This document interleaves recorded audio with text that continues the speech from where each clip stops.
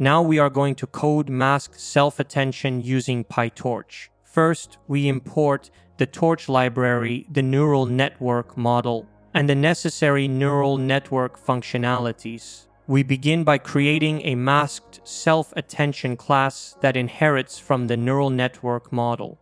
Within this class, we initialize the constructor, setting up the necessary values for the tokens. For this example, each token is represented by 2 input values, so the row and column dimensions are defined accordingly. Next, we call the constructor of the parent neural network model to initialize it. Using a linear layer, we create a weight matrix, which will later help generate the queries from the encoded values.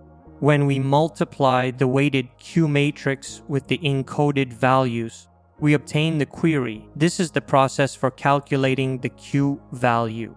The same approach is used for calculating the weighted key and value matrices. The forward method defines how this class operates when we call it.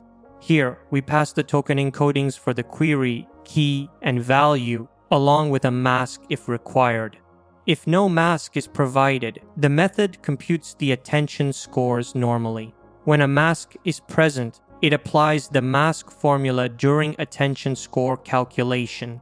For each calculation, we multiply the weighted Q by the token encodings to get the Q values, and similarly for the keys and values. The masked self-attention formula is applied as Q times K transpose, divided by the square root of the key dimension, and if a mask exists, we add the mask to this scaled score. Positions that should not be attended to are initialized with negative infinity, while valid positions are set to 0. This ensures that the attention mechanism ignores the masked tokens.